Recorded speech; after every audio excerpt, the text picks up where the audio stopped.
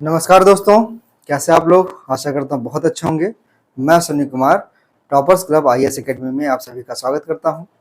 जैसा कि मैं बार बार बताता हूँ कि हमारी संस्था ने आप लोगों के लिए एक प्रश्नों पर आधारित सीरीज लॉन्च कर रही है, जिसमें जो सारे प्रश्न जो है बहुत ही इम्पोर्टेंट है और जो एग्जाम में पूछे गए हैं और जिनके पूछे जाने की संभावना है, उन्हीं प्रश्नों को इस जो सीरीज में शामिल किया गया है। तो आज के प्रश्नों की जो सीरीज है वो बहुत इंपॉर्टेंट सीरीज है।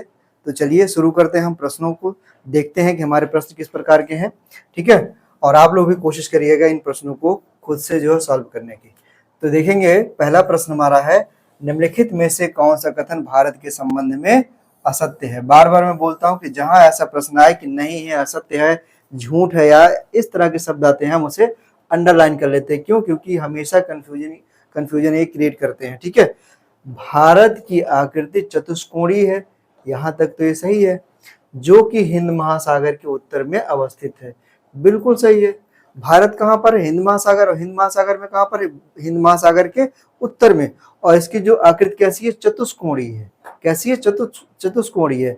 भारत लगभग मानसूनी जलवायु वाले क्षेत्र में पाया जाता है, जिसका विस्तार उष्णकटिबंध में है, ठीक है। बी ऑप्शन देख लिया। अगला देखेंगे सी, इसका विस्तार उत्तर दक्षिण 3214 किलोमीटर तथा पूर्व पश्चिम में 2933 किलोमीटर और क्षेत्रफल जो है 3287,263 वर्ग किलोमीटर है।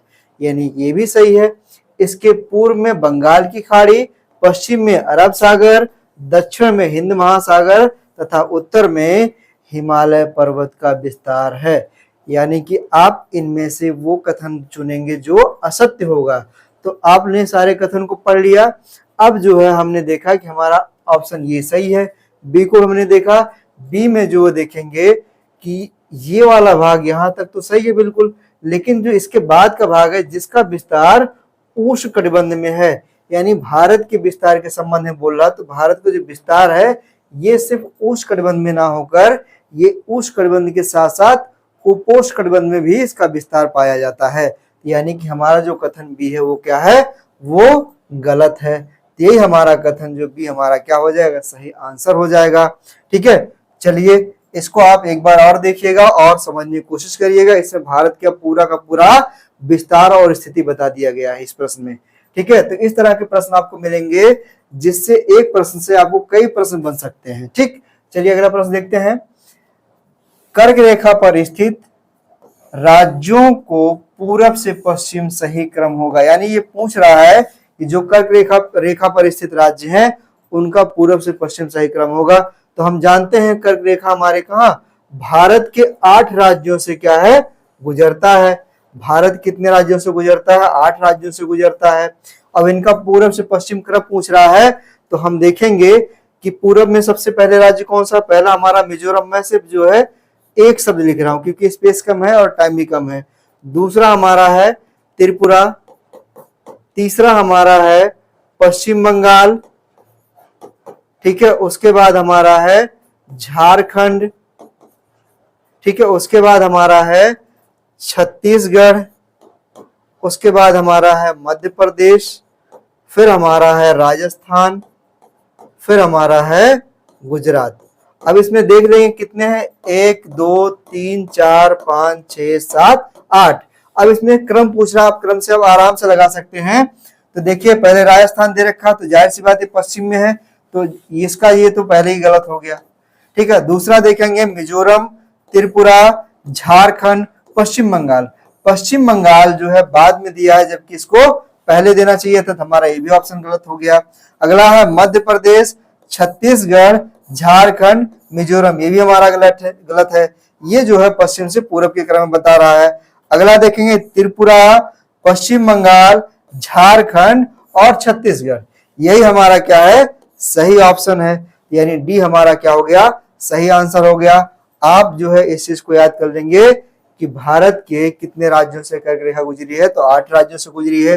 कौन कौन से राज्य है? मैंने हर राज्य का पहला जो है अक्षर लिख दिया है और आप कोशिश करिएगा याद करने के लिए, ठीक है। चलिए अगला प्रश्न देखते हैं।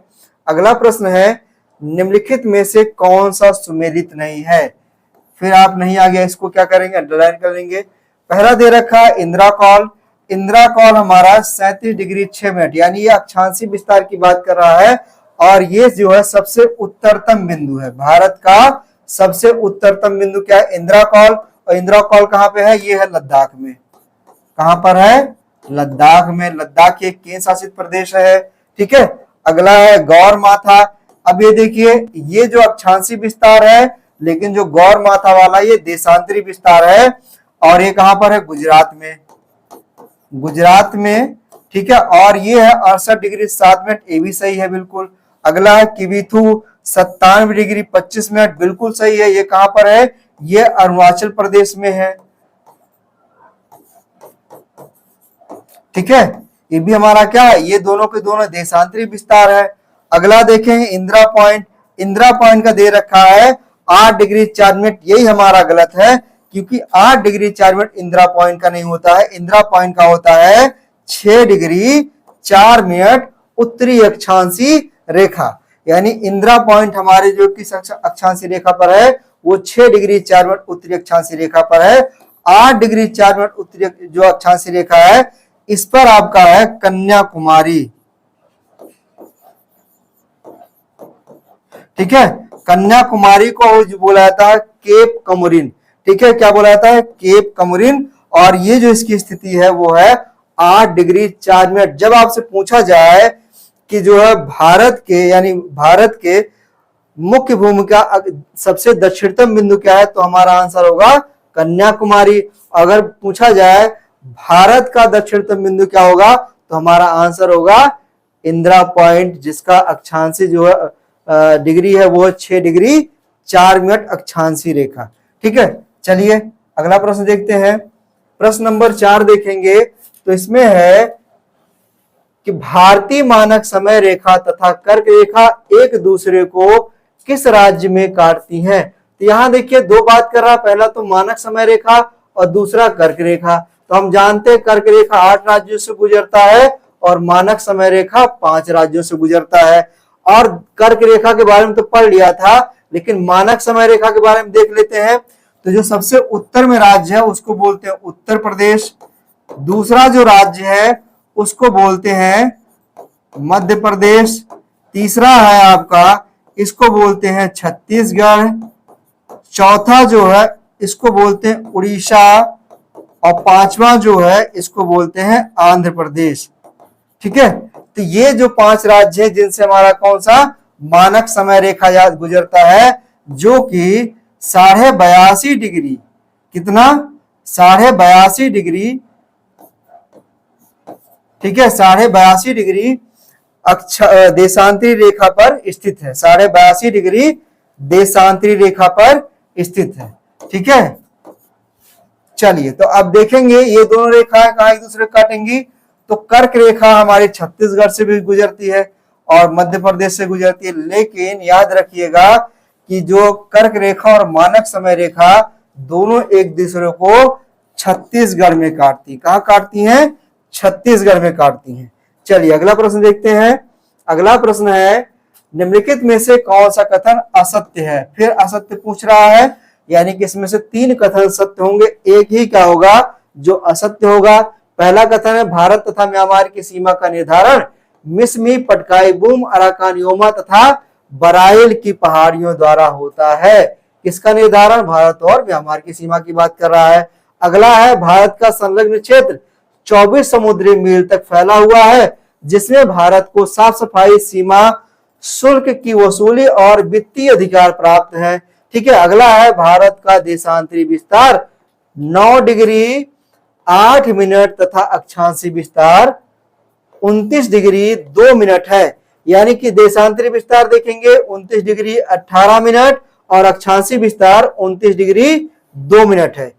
अगला है 8 डिग्री चैनल मालदीव व मिनीकॉय, 10 डिग्री चैनल अंडमान व निकोबार, ग्रेट चैनल सुमात्रा व निकोबार के मध्य स्थित है। तो चलिए हमने चारों कथन को पढ़ लिया। अब चारों कथन में देखते हैं कौन सा हमारा गलत है।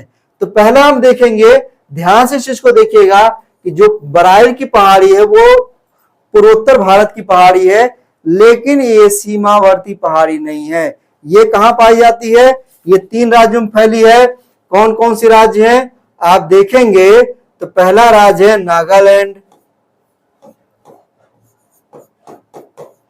ठीक है। दूसरा राज्य है आप देखेंगे मणिपुर, और तीसरा राज्य है असम। तो ये जो है ये सीमावर्ती पहाड़ी नहीं है। अगर यहां नागा की पहाड़ी दिया होता तो हमारा क्या होता? आंसर सही हो जाता, लेकिन यही हमारा आंसर कथन क्या है? गलत है। अगर ये कथन गलत है तो हमारा ऑप्शन क्या है?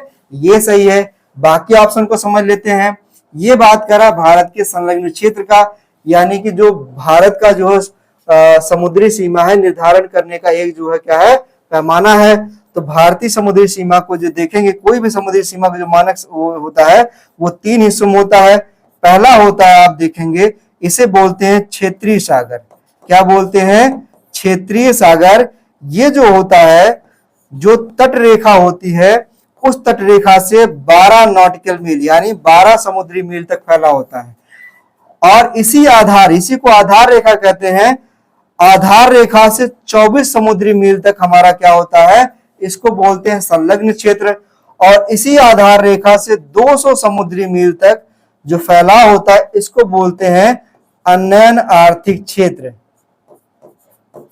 क्या बोलते हैं? अन्वयन आर्थिक क्षेत्र, ठीक है। सब सारे जो है सीमा है इनके जो क्षेत्रीय सागर है और जो है ये संलग्न क्षेत्र है और अन्वयन आर्थिक क्षेत्र है, इनमें सब जो अधिकार बटे होते हैं हर देश के, ठीक है। तो भारत का जो अधिकार है संलग्न क्षेत्र में ये है साफ सफाई, सीमा शुल्क और वित्तीय अधिकार, ठीक है। अगला देखेंगे भारत का देशांतरी विस्तार। तो 2 देशांतरों के बीच में कितना फैला हुआ? 29 डिग्री 18 मिनट और अक्षांशीय विस्तार 29 डिग्री 2 मिनट है। यानी कि ये हमारे सारे के सारे कथन सही है, बस हमारा कथन ये क्या है? गलत है, ठीक है। तो इस जो है प्रश्न को देखेंगे, इस प्रश्न से आपके बहुत सारे प्रश्न बन रहे हैं। आप चाहे तो इससे नोट डाउन कर सकते हैं, नोट कर सकते हैं। आप देखेंगे ये भी प्रश्न आपका बन सकता है। आप 8 डिग्री चैनल भी बन सकता है, 10 डिग्री चैनल बन सकता है और ग्रेट चैनल बन सकता है। ग्रेट चैनल सुमात्रा जो द्वीप है ये इंडोनेशिया में है। कहां पर है? इंडोनेशिया में, इंडोनेशिया का द्वीप है। और ये निकोबार ये भारत का द्वीप है। इन दोनों के बीच हमारा ग्रेट चैनल है, ठीक है। तो इनसे बहुत सारे प्रश्न बन सकते हैं, आप इन्हें क्या करेंगे? नोट कर लेंगे। चलिए अगला प्रश्न देखते हैं। अगला प्रश्न है खनिज संसाधन की दृष्टि से भारत का सबसे या सर्वाधिक महत्वपूर्ण पठार है। अब बात करें खनिज संसाधन की दृष्टि से, तो हम जानते हैं कि जो हमारा भूगर्भिक विस्तार हुआ, जो चट्टानों का क्रम पाया जाता है वो आर्कियन क्रम की चट्टान है, धारवाड़ है, कुलप्पा है, विंध्यन है, गोंडवाना है, दक्कन है। ये सारे क्रम की चट्टान, इनका अलग अलग जो टाइम पीरियड में इनका विस्तार हुआ था। अब देखेंगे कि इसमें जो है दक्कन का पठार दे रखा है, गोंडवाना दे रखा है, कर्नाटक का पठार दे रखा है, आंध्र प्रदेश का पठार दे रखा है।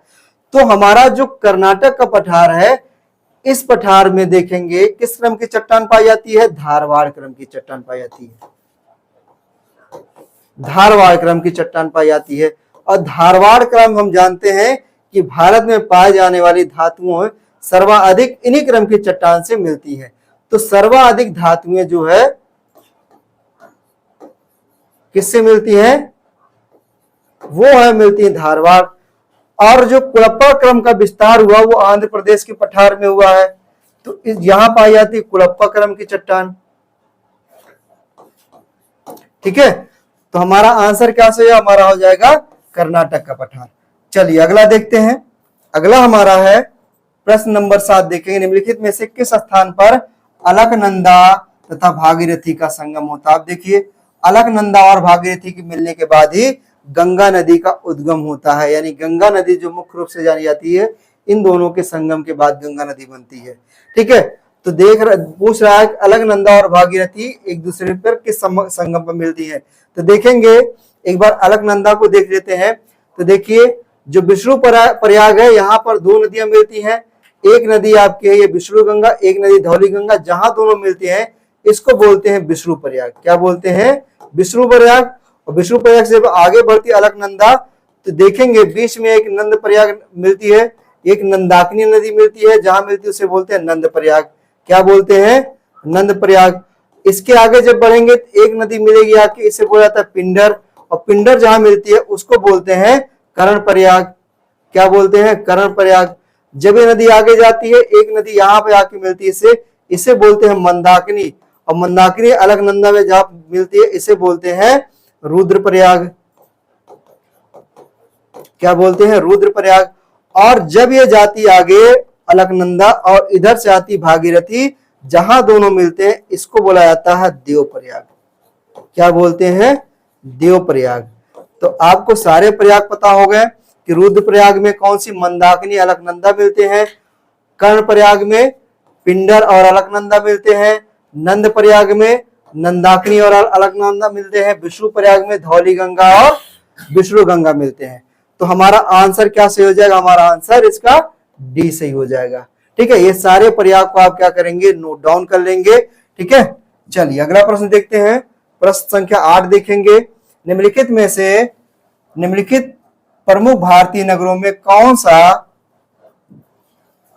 एक सबसे अधिक पूर्व की ओर स्थित है? देखिए, इस प्रश्न को सही करने के लिए या इस प्रश्न का सही आंसर जानने के लिए आपको मैप का ज्ञान होना बहुत जरूरी है। अगर आप मैप को अच्छे से पढ़े होंगे और मैप की अच्छी जानकारी होगी तो आप इसका आंसर बिल्कुल करेक्ट दे सकते हैं। अगर मैप आप नहीं जानते हैं तो आपको इसका आंसर में तुक्का लगाना पड़ेगा, और हम जानते हैं कि तुक्का अक्सर क्या होता है? गलत हो जाता है, और हमें 1-2 नंबर से हम जो एग्जाम से बाहर हो जाते हैं। चलिए, अगर आप मैप नहीं देखें तो आप एटलस खोल लीजिए और इसको देखिए, और मैं इसका आंसर बताता हूं। इसका आंसर सही हमारा क्या है? लखनऊ। यानी हैदराबाद, भोपाल और बेंगलुरु में जो सबसे पूर्व में स्थित है वो है लखनऊ। तो आंसर हमारा क्या सही है? हमारा सी सही है। ठीक है, तो आप इसको एटलस से मैच कर लीजिएगा। चलिए अगला प्रश्न देखेंगे।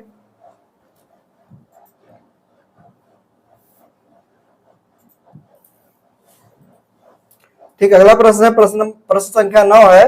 9 में देखेंगे क्या है। 9 में जो दिया है, इनमें से कौन सा देश भारत के साथ स्थलीय सीमा के साथ साथ जलीय सीमा साझा करता है? देखिए, दो बात कर रहा है कि कुछ ऐसे देश होते हैं जो भारत के साथ सिर्फ स्थलीय सीमा साझा करते हैं, कुछ ऐसे देश हैं जो सिर्फ जलीय सीमा साझा करते हैं, लेकिन कुछ ऐसे देश भी हैं जो स्थल के साथ साथ जलीय सीमा साझा करते हैं। जैसे स्थलीय सीमा साझा करने वाले देशों के देश देख लेते हैं कौन कौन से हैं। आप नेपाल देखेंगे, भूटान देखेंगे, चीन देखेंगे। ये देश ऐसे हैं जो सिर्फ स्थलीय सीमा साझा करते हैं, और एक देश है जो सबसे कम सीमा साझा करता है, वो अफगानिस्तान है। ये सिर्फ और सिर्फ स्थलीय सीमा साझा करते हैं। बाकी देखेंगे कुछ जलीय सीमा साझा करने वाले सिर्फ जलीय सीमा साझा करते हैं। जैसे आप देखेंगे थाईलैंड देखेंगे, इंडोनेशिया देखेंगे, श्रीलंका देखेंगे, मालदीव देखेंगे, ये सिर्फ जलीय सीमा साझा करते हैं। लेकिन कुछ ऐसे देश है जो स्थलीय और जलीय दोनों सीमा साझा करते हैं। जैसे पाकिस्तान स्थलीय सीमा भी साझा करता है और साथ साथ जलीय सीमा साझा करता है। बांग्लादेश स्थलीय सीमा साझा करता है और जलीय सीमा साझा करता है। म्यांमार ये भी क्या है? स्थलीय सीमा साझा के साथ साथ जलीय सीमा साझा करता है। तब इसमें सब मिला सकते हैं, मिला के आप आंसर खुद से निकाल सकते हैं। चलिए मैं खुद बता देता हूं। नेपाल स्थलीय सीमा साझा करता सिर्फ, चीन सिर्फ स्थलीय सीमा साझा करता है, भूटान सिर्फ स्थलीय सीमा साझा करता है, म्यांमार ही एक ऐसा देश है जो स्थलीय के साथ साथ जलीय सीमा भी साझा करता है। ठीक है, चलिए अगला प्रश्न करते हैं। अगला प्रश्न देखेंगे, निम्नलिखित में गोंडवाना क्रम की चट्टानें, यानी निम्नलिखित में गोंडवाना क्रम की चट्टानें पाई जाती है, यानी ये किस जगह पर गोंडवाना क्रम की चट्टान पाई जाती है, इस बारे में प्रश्न पूछ रहा है। ठीक है, तो देखेंगे कहां पाई जाती है, किसकी बात कर रहा है? गोंडवाना क्रम की चट्टान की बात कर रहा है।